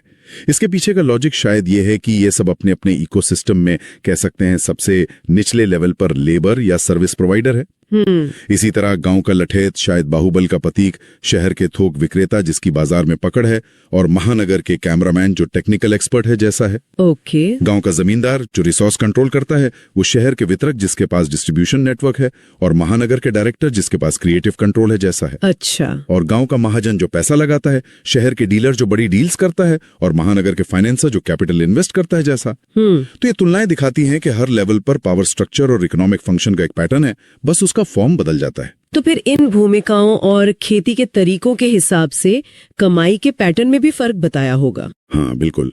दस्तावेज इसी पैटर्न को इनकम की फ्रीक्वेंसी या स्रोत के शब्दों में कहें तो जेब काटने की फ्रीक्वेंसी से जोड़ता है। गांव में ये मौसमी है, फसल पर निर्भर, जैसे 3 महीने में एक बार मान लीजिए। शहर नगर में ये ज्यादा रेगुलर है, हर घंटे, दिन या हफ्ते। लेकिन महानगर में जहां कहानी या कंटेंट हर पल कंज्यूम हो सकता है, इनकम भी लगभग हर पल, मतलब प्रति सेकंड, मिनट, घंटा संभव है। हर पल। हाँ, और इसी से जुड़ा है रोजगार का टाइप। गांव में मौसमी, शहर नगर में सदाबहार, और महानगर में बारंबार, मतलब रिकरिंग। तो इसका मतलब स्रोत का निष्कर्ष एक तरह से ये है कि असली तरक्की, असली विकास महानगर की तरफ जाने और वहां की सोच अपनाने में है। दस्तावेज का झुकाव तो इसी तरफ लगता है। उसका मानना है कि पर्सनल और जेनरेशनल ग्रोथ जो है वो महानगर की मानसिकता को पूरी तरह अपनाने पर निर्भर करती है, सिर्फ जगह बदलने से नहीं होगा। अच्छा, यानी सोच और काम करने का तरीका बदलना जरूरी है। एग्जैक्टली। ये एक इम्पोर्टेंट पॉइंट है कि स्रोत प्रोग्रेस को जियोग्राफिकल शिफ्ट से ज्यादा मेंटल शिफ्ट से जोड़ता है। और इसमें वो जो कंपनी का जिक्र है, विज्ञ पौरुष मोशन पिक्चर्स, उसका क्या रोल बताया गया है? दस्तावेज में इस कंपनी का जिक्र एक उदाहरण की तरह है, जिसका मकसद लोगों को यही महानगर वाली मानसिकता सिखाना है। स्रोत कहता है कि इसकी शुरुआत प्लॉटिंग के काम से होती है। प्लॉटिंग? हाँ, प्लॉटिंग। यहाँ इसका मतलब शायद कहानी गाड़ना या योजना बनाना या किसी आइडिया का खाका तैयार करना है। ये प्रोजेक्ट है उत्तर प्रदेश के प्रयागराज जिले में, है ना, फूलपुर तहसील में। जी बिल्कुल, प्रयागराज के मलाकामाए, भैंसाई और दिवरिया गांव में। ये जो दस्तावेज हैं, इनसे प्रोजेक्ट की लोकेशन, कनेक्टिविटी, इन सब पर थोड़ी रोशनी पड़ती है। तो चलिए थोड़ा और समझते हैं इन स्रोतों को, देखते हैं इस प्रोजेक्ट में क्या खास बात है। सबसे पहले लोकेशन की बात करते हैं, कहाँ पर है ये? एग्जैक्टली। इसमें बताया गया है कि ये सरायचंदी रेलवे स्टेशन से बहुत पास है। कितना पास? सिर्फ 1.5 किलोमीटर, 1.5 किलोमीटर। अच्छा, और हाईवे? आजकल हाईवे कनेक्टिविटी तो बहुत जरूरी है। हाँ, वो भी है। कानपुर वाराणसी हाईवे से उत्तर दिशा में बस 400 मीटर। सिर्फ 400 मीटर? ये तो काफी नजदीक हुआ। रेलवे स्टेशन और हाईवे दोनों की नजदीकी है। ये किसी भी रियल एस्टेट प्रोजेक्ट के लिए, आप जानते हैं, एक बड़ा प्लस पॉइंट होता है। लेकिन 400 मीटर हाईवे से क्या ये बहुत ज्यादा नजदीक नहीं है? मतलब शोर वगैरह के हिसाब से, खासकर अगर रिहायशी प्लॉट हो तो? देखिए, ये एक अच्छा सवाल है। इतनी नजदीकी से पहुंच तो बहुत आसान हो जाती है, बिजनेस वगैरह के लिए तो बढ़िया है। हाँ, वो तो है। रहने के लिहाज से ये थोड़ा पर्सनल चॉइस पर आ जाता है। कुछ लोगों को हाईवे पास पसंद आता है, कुछ को एकदम शांति चाहिए होती है। पर 400 मीटर की दूरी ठीक ठाक बफर दे देती है आमतौर पर। सीधे हाईवे के शोर से शायद उतना असर ना हो। ओके। और प्रयागराज शहर, मतलब मेन सिटी से कितना दूर है अभी? फिलहाल तो जो मौजूदा दूरी है वो 12 किलोमीटर बताई गई है। 12 किलोमीटर? लेकिन एक इंटरेस्टिंग बात और है, एक पुल बन रहा है गंगा नदी पर, सलूरी से हेतापट्टी को जोड़ने वाला। अच्छा, पुल वो अभी बन रहा है? हाँ, निर्माणाधीन है, अंडर कंस्ट्रक्शन। और जब वो बन जाएगा तब ये दूरी काफी कम हो जाएगी। दस्तावेजों के हिसाब से प्रयागराज हेडक्वार्टर से दूरी घटकर सिर्फ 7 किलोमीटर रह जाएगी। 7? अरे वाह, मतलब लगभग आधी। जी हाँ, बिल्कुल। कनेक्टिविटी के लिहाज से सोचिए ये कितना बड़ा बदलाव होगा। उस पूरे एरिया के डेवलपमेंट पर इसका जबरदस्त असर पड़ सकता है। पर ये जो 7 किलोमीटर का अनुमान है, कितना पक्का लगता है? मतलब अक्सर ऐसे बड़े सरकारी प्रोजेक्ट्स में देरी भी तो हो जाती है। हाँ नहीं, आपकी बात बिल्कुल सही है। बड़े प्रोजेक्ट्स में देरी की गुंजाइश तो रहती ही है। ये शायद बेस्ट केस सिनेरियो बता रहे हो। फिर भी पुल तो बन ही रहा है, आज नहीं तो कल पूरा होगा, तो भविष्य में बेहतर कनेक्टिविटी की उम्मीद तो पक्की है। निवेशकों के लिए यही देखना होता है अभी क्या है और आगे क्या हो सकता है। सही बात है। अच्छा, इन दस्तावेजों में प्लॉट के लेआउट का नक्शा भी दिया है, तो मतलब अलग अलग साइज और बजट के हिसाब से ऑप्शंस हैं। जी बिल्कुल। ये कीमतें शायद वहां के मौजूदा मार्केट और भविष्य की संभावनाओं दोनों को देखकर तय की गई होंगी। और कनेक्टिविटी की बात करें जी। तो नक्शे में कई सड़कें भी दिख रही हैं जो यहाँ से जुड़ती हैं। हाँ, कई रास्ते हैं, जैसे देवरिया मार्ग है, सिकंदरा मार्ग वाया सराय चंदी है और फाफामाऊ से सहसों वाला मार्ग भी है। और भविष्य में वो सलोरी हितापट्टी वाला मार्ग भी जुड़ जाएगा। तो कई तरफ से रास्ता है, ये कितना फायदेमंद होता है? ये तो बहुत महत्वपूर्ण है। मल्टीपल कनेक्टिविटी का मतलब है कि आप अलग अलग दिशाओं से आसानी से आ जा सकते हैं। हाँ। ये सिर्फ वहां रहने वालों के लिए ही नहीं, बल्कि उस एरिया के कमर्शियल डेवलपमेंट के लिए भी अच्छा होता है। और जब वो नया पुल वाला रास्ता जुड़ेगा तो शहर के मेन हिस्सों तक पहुंचना और भी आसान हो जाएगा, लोकेशन की वैल्यू और बढ़ सकती है। तो अगर हम सारी जानकारी को एक साथ देखें तो ये प्रोजेक्ट एक ऐसी जगह पर है जहां से हाईवे पास है, रेलवे स्टेशन पास है जी। और भविष्य में एक नए पुल की वजह से शहर से दूरी भी काफी कम हो जाएगी। बिल्कुल। प्लॉट्स के अलग अलग साइज और कीमतों के उदाहरण भी हैं और कई सड़कों से कनेक्टिविटी भी है। हाँ, संक्षिप्त में यही मुख्य बातें निकल कर आती हैं। ये दस्तावेज हमें इस जमीन की मतलब इस प्रोजेक्ट की मौजूदा स्थिति और भविष्य की संभावनाओं की एक साफ तस्वीर देते हैं। कनेक्टिविटी में सुधार, खासकर शहर से दूरी का कम होना, यह अक्सर ऐसे इलाकों के विकास को रफ्तार देता है। इन सब बातों को सुनने और समझने के बाद एक सवाल जरूर मन में आता है, जब किसी एरिया में कोई बड़ा इंफ्रास्ट्रक्चर प्रोजेक्ट आता है जैसे ये नया पुल, तो जाहिर है जमीन के दाम और डेवलपमेंट की रफ्तार बढ़ने की उम्मीद होती है। हाँ, बिल्कुल। पर क्या ये हमेशा वैसा ही होता है जैसा सोचा जाता है, या कभी-कभी उम्मीद से ज्यादा वक्त लग जाता है, या कुछ ऐसी अप्रत्याशित चुनौतियां आ जाती हैं जो उस पूरी विकास की कहानी को थोड़ा धीमा या अलग मोड़ दे देती है? इस पर भी सोचना चाहिए। तो अभी आपने प्लॉटिंग लोकेशन के विषय में जाना और यह भी जाना कि इस लोकेशन पर प्लॉट की कीमत 9 लाख रुपए प्रति 100 वर्ग गज रखा गया। परंतु यदि आपके पास प्लॉट खरीदने के लिए पैसे नहीं हैं तो आपको बैंक या साहूकार से कर्ज लेने की ज़रूरत नहीं है, क्योंकि उसका ब्याज भरते भरते आपकी उम्र निकल जाएगी। इसलिए कंपनी ने प्लॉट की कीमत को किस्तों में भुगतान के लिए एक तालिका बनाई है, जिस तालिका के अनुसार आप किस्तों में भुगतान करके अपने लिए एक प्लॉट पा सकते हैं। और ये किश्तों में प्लॉट बेचने की एक स्कीम मतलब एक योजना बता रहे हैं। हाँ, और इसमें खास बात ये लग रही है कि बैंक लोन वगैरह से मतलब हटके कुछ करने की कोशिश करें। बिल्कुल। इनका जो मुख्य विचार है वो ये कि लोग, खासकर जिनके पास पैसे थोड़े कम हैं, वो बैंक या साहूकार के ब्याज में ना फंसें। तो लोन लेने के बजाय ये कह रहे हैं कि आप सीधे किश्तों में पेमेंट कर दो। तो चलिए जरा खोल के देखते हैं इसको, समझते हैं कि ये किश्त और वो जो बिक्री वाला मॉडल है इनका, ये आखिर है क्या। हाँ, देखते हैं। तो शुरुआत होती है बुकिंग से। अच्छा। ये कहते हैं कि सिर्फ 11,000 रुपए दीजिए। अच्छा। और ये मानते हैं कि ये 1 वर्ग फुट प्लॉट की बुकिंग हो गई 11,000 में। सिर्फ 1 वर्ग फुट? हाँ, 1 वर्ग फुट। लेकिन यहीं पर मतलब बात थोड़ी और दिलचस्प हो जाती है। कैसे? बुकिंग के साथ ही ना एक मौका जुड़ा है।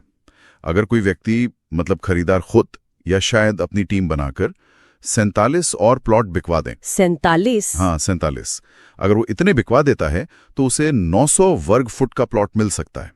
कीमत जैसे जैसे आप ज्यादा वर्ग फुट खरीदते हैं तो प्रति वर्ग फुट कीमत वो कम होती जाती है। अच्छा। जैसे देखिए, 1 वर्ग फुट की कीमत तो 11,000 रुपए बताई।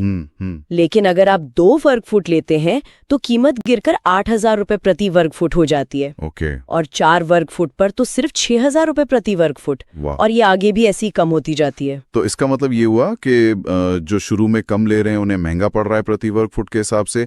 हाँ, कह सकते हैं। मतलब ये ढांचा ऐसा लग रहा है कि बड़े साइज की खरीद को ज्यादा फायदा दे रहा है। लेकिन हाँ, एक और बात है इसमें, हर अगले स्टेप पर जो पैसा आपने पहले दिया है वो कुल कीमत से घटा दिया जाता है, तो आपको सिर्फ बची हुई रकम ही देनी होती है। वो एक तरह से थोड़ी राहत है। अच्छा, ये ठीक है। और वो जो 47 प्लॉट बेचने वाली बात थी, हाँ, क्या वो संख्या भी कम होती है अगर ज्यादा जमीन खरीदें तो? हाँ, बिल्कुल। जैसे जैसे आपकी खरीदी हुई जमीन बढ़ती है वैसे वैसे वो 900 वर्ग फुट मुफ्त पाने के लिए जो प्लॉट बेचने का टारगेट है वो कम होता जाता है। कितना कम? जैसे 1 वर्ग फुट पर 47 बेचने थे, हाँ, 2 वर्ग फुट खरीद लिए तो 46 बेचने हैं, 4 पर 45, और ये घटते घटते अगर कोई मान लीजिए 250 वर्ग फुट खरीद लेता है तो उसे सिर्फ 20 प्लॉट ही बेचने पड़ेंगे। अच्छा, 250 वर्ग फुट पर 20 प्लॉट, ये फिर भी एक टारगेट तो है। हाँ, टारगेट तो है। तो अगर हम इसको मतलब पूरी तस्वीर देखें तो ये सिर्फ किश्त योजना नहीं है, इसमें साफ तौर पर एक सेल्स या कहें कि रेफरल वाला एंगल भी जुड़ा हुआ है। ये खरीदार को एक तरह से 2 रास्ते दे रहा है। या तो आप आराम से अपनी किश्तें भरते रहो और 900 वर्ग फुट ले लो, या फिर आप अलग अलग स्टेज पर ये जो प्लॉट बेचने का टारगेट है उसे पूरा करके भी वही 900 वर्ग फुट का प्लॉट पा सकते हो। सही। तो मतलब जिसके पास नेटवर्क अच्छा है या जो सेल्स में माहिर है वो शायद जल्दी पहुंच जाए। हाँ, बिल्कुल, उनके लिए ये दूसरा रास्ता ज्यादा आकर्षक हो सकता है, लेकिन ये जरूरी नहीं कि हर कोई इतने प्लॉट बेच पाए। सही बात है। और आखिर में ये भी साफ लिखा है कि अगर कोई ये बेचने वाले चक्कर में नहीं पड़ना चाहता तो वो सिर्फ किश्तें दे सकता है, और जब वो किश्तों से पूरा 900 वर्ग फुट का पेमेंट कर देता है, जिसकी कुल कीमत इन्होंने 9 लाख रुपए बताई है, मतलब 1000 रुपए प्रति वर्ग फुट। अच्छा, 9 लाख? हाँ, तो जब ये 9 लाख पूरे हो जाते हैं तो उसे बिना कोई और प्लॉट बेचे अपना 900 वर्ग फुट का प्लॉट रजिस्टर कराने का हक मिल जाता है। ठीक है, तो दोनों ऑप्शन खुले हैं। हाँ, तो कुल मिलाकर देखें तो ये दस्तावेज प्रॉपर्टी खरीदने का एक अलग ही तरीका बता रहा है। बैंक लोन और उसके ब्याज से बचने पर इनका जोर है, और साथ में ये सेल्स के जरिए जमीन कमाने का भी एक क्या कहते हैं अनोखा रास्ता दे रहे हैं। हाँ, ये मॉडल है तो अलग, पारंपरिक तरीकों से। इतना ही नहीं, यदि आप कंपनी के लिए काम करते हैं और कुछ प्लाट विक्रय करवाते हैं तो आपके प्लाट की कीमत 9 लाख रुपए से घटकर 4.5 लाख रुपए तक हो सकती है। परंतु इसके लिए आपको रजिस्ट्री से पहले कुछ प्लाट बिकवाने होंगे। यह आप पर निर्भर है कि आपको कितने कम रुपए में प्लाट लेना है। आप जितने रुपए में प्लाट लेना चाहते हैं उसके सम्मुख दिए गए प्लाट आपको रजिस्ट्री से पहले बिकवाने पड़ेंगे। आपकी सुविधा के लिए कंपनी ने एक मुश्त अग्रिम भुगतान तालिका बनाई है जो निम्नलिखित है। ने भी देखा ऐसे, इसमें प्लॉट बेचने की एक स्कीम है पर थोड़ी अलग सी है। बिल्कुल, ये सिर्फ जमीन का सौदा नहीं लग रहा, इसमें कुछ मतलब अलग ही गणित चल रहा है। हाँ, पहली नजर में तो बस कीमतों की लिस्ट लगती है, पर इसमें खरीदार और बेचने वाले दोनों के लिए एक खास तरह की व्यवस्था है। सही, तो चलिए इसी की तह तक चलते हैं, समझने की कोशिश करते हैं कि ये योजना असल में है क्या, कैसे काम करती है। ठीक है। तो शुरू में एक 900 वर्ग फुट का प्लॉट है, कीमत रखी है 9 लाख रुपए, सीधा साधा है ना। हाँ, यहाँ तक तो सब ठीक लगता है, पर यहीं से मतलब कहानी थोड़ी घूमती है। अच्छा, दस्तावेज ये कहता है कि अगर आप ये प्लॉट खरीदते हैं और फिर अपनी रजिस्ट्री करवाने से पहले रजिस्ट्री से पहले अगर आप कुछ और प्लॉट बिकवा देते हैं तो आपके अपने प्लॉट की कीमत कम हो जाएगी। अरे वाह, ये कैसे? मतलब कोई उदाहरण? हाँ, जैसे अगर कोई खरीदार अपनी रजिस्ट्री से ठीक पहले बस एक और प्लॉट बिकवा दे, सिर्फ एक? हाँ, सिर्फ एक, तो उसकी कीमत 9 लाख रुपए से घटकर 8,55,000 रुपए हो जाती है। अच्छा खासा डिस्काउंट। और अगर वो 3 प्लॉट बिकवा दें रजिस्ट्री से पहले तो कीमत और भी कम, 7,65,000 रुपए। 3 प्लॉट पर 7,65,000 रुपए। और ये ऐसे ही चलता रहता है।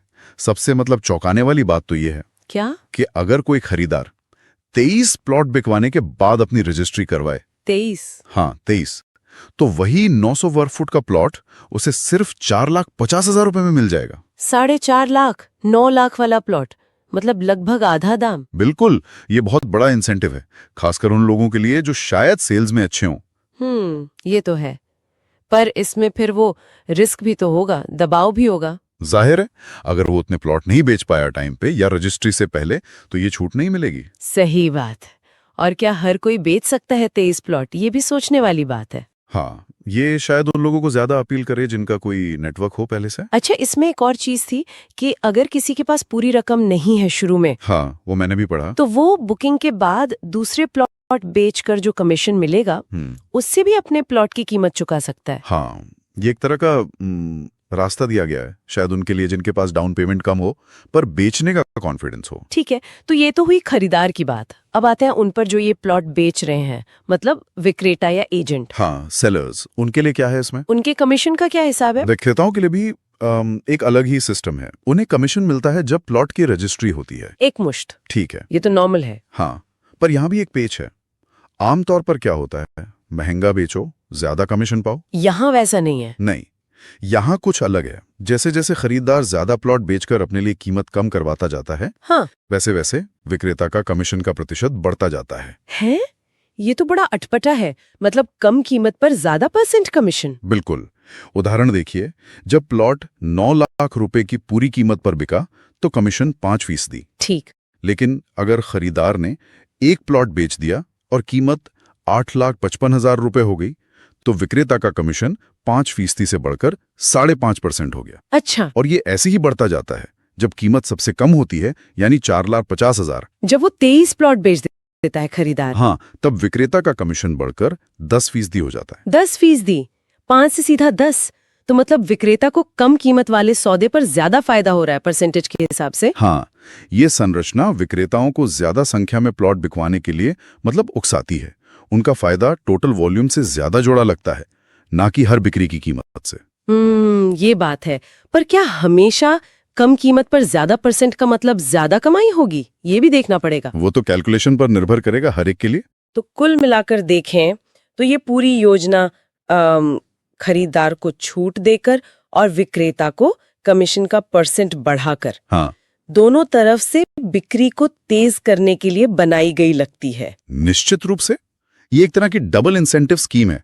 साफ लगता है कि मकसद है जल्दी से जल्दी सारे प्लॉट निकालना। शायद डेवलपर को कैश की जरूरत हो जल्दी। हो सकता है ये बिक्री बढ़ाने का एक एग्रेसिव तरीका है, पर सवाल ये भी है कि क्या इस तरह के दबाव से जो बिक्री होती है वो टिकाऊ होती है?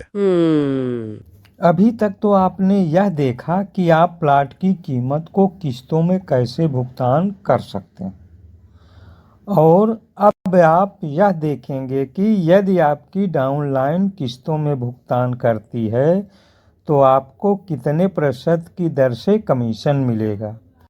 इसके लिए भी कंपनी ने एक तालिका बनाई है जो निम्नलिखित है। आज हमारे पास ना एक दस्तावेज है। ये रियल एस्टेट, खासकर प्लॉट बिक्री से जुड़े कमीशन के ढांचे को समझाता है। हाँ, इसमें एक उदाहरण भी है 900 वर्ग फुट के प्लॉट का। बिल्कुल। और पेमेंट 11 किस्तों में होनी है, ऐसा लिखा है। अच्छा, तो आज हम इसी दस्तावेज को थोड़ा खंगालेंगे, देखेंगे कि इसमें जो 2 कमीशन स्ट्रक्चर दिए हैं, सेल्फ लाइन और डाउन लाइन, वो क्या है। और वो रिफंड वाली बात भी है ना, पैसा वापसी की शर्तें। हाँ, वो भी देखेंगे। तो चलिए शुरू करते हैं। तो पहली चीज है सेल्फ लाइन कमीशन। दस्तावेज के हिसाब से ये शायद वो कमीशन है जो मतलब सेलर को सीधे अपनी बिक्री पर मिलता है। हाँ, ऐसा ही लग रहा है। और पहली किश्त पर ही 15% कमीशन, ये तो बहुत ज्यादा एकदम शुरुआत में। 15%, हाँ, ये तो काफी तगड़ा इंसेंटिव है, मतलब विक्रेता को सौदा जल्दी पक्का करने के लिए। सही बात है। अच्छा, फिर दूसरी किश्त के बाद? दूसरी किश्त के बाद कुल कमीशन 28% हो जाता है। तो इसका मतलब है कि दूसरी किश्त पर 13% और मिला। अच्छा, 13% और? पहले 15%, फिर 13%, और तीसरी पर? तीसरी के बाद कुल 39%, यानी उस किश्त पर 11% अतिरिक्त। तो ये तो कम होता जा रहा है हर किश्त पर। 15, 13, 11। बिल्कुल यही पैटर्न है। चौथी पर 9%, पांचवी पर 7%, छठी पर 5%। और ये कहाँ तक जाता है? ये सिलसिला 11वीं किश्त तक चलता है। 7वीं पर 3%, 8वीं पर 2%, 9वीं पर 1%। बस 1%? हाँ, और 10वीं पर तो सिर्फ 0.50% और 11वीं पर 0.30% ही अतिरिक्त मिलता है। अरे बाप रे। लेकिन हाँ, कुल कमीशन जुड़ते जुड़ते 66.80% तक पहुंच जाता है। तो मतलब जोर सारा शुरू की किश्तों पर है, बाद में तो बस नाम मात्र का। दिलचस्प है ये। हाँ, डिजाइन इसी तरह का है, शायद जल्दी पैसा वसूलने पर फोकस है। हो सकता है। अच्छा, अब ये दूसरा वाला डाउनलाइन कमीशन, ये क्या चीज है? हाँ, डाउनलाइन, ये शब्द अक्सर वो क्या कहते हैं, नेटवर्क मार्केटिंग या MLM जैसी चीजों में इस्तेमाल होता है। लगता तो यही है कि शायद विक्रेता को अपने नीचे जो लोग हैं उनकी बिक्री पर भी कुछ मिले, और इसमें कमीशन रेट्स काफी अलग है। हाँ, मैंने देखा। पहली किश्त पर सिर्फ 7%, सेल्फ वाले में 15% था। बिल्कुल, आधा लगभग। और दूसरी किश्त पर यहाँ 6% अतिरिक्त मिलता है, जिससे कुल 13% होता है। तो यहाँ भी वही पैटर्न है, घटता हुआ। हाँ, वही पैटर्न। तीसरी पर 5%, चौथी पर 4%, फिर 3%, 2%, सातवीं पर 1%, और आखिर में 11वीं किश्त पर 8वीं पर 0.70%, 9वीं पर 0.5%, 10वीं पर 0.30% और 11वीं पर बस 0.10% अतिरिक्त। सिर्फ 0.10%? हाँ, तो इस डाउनलाइन वाले में कुल कमीशन ज्यादा से ज्यादा 29.60% तक ही जाता है। बाप रे! तो सेल्फ लाइन 66.80% और डाउनलाइन 29.60% में तो जमीन आसमान का फर्क हो गया। बहुत बड़ा फर्क है। ये शायद अलग अलग तरह के विक्रेताओं के लिए होगा, या शायद टीम बनाने वालों के लिए अलग इंसेंटिव हो सकता है। मतलब एक सीधी बिक्री पर जोर दे रहा है, दूसरा शायद टीम बढ़ाने पर। संभव है। ये विक्रेता के व्यवहार को अलग अलग दिशा दे सकता है।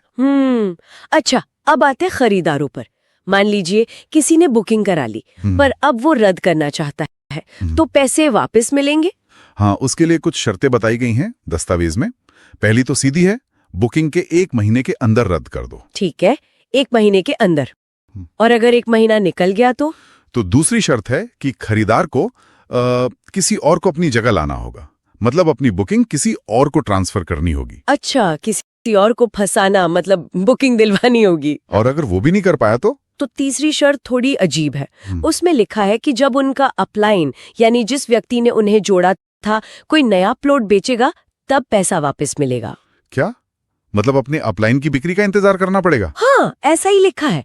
और चौथी शर्त यह है कि अगर 3 महीने तक अपलाइन भी कुछ नहीं बेच पाता, तब जाकर रिटेल बैंक डिपॉजिट रेट पर पैसा लौटाया जा सकता है। ये तो काफी घुमावदार शर्तें हैं। बिल्कुल, लेकिन रुकिए, इसमें एक और पेच है, सबसे जरूरी शायद।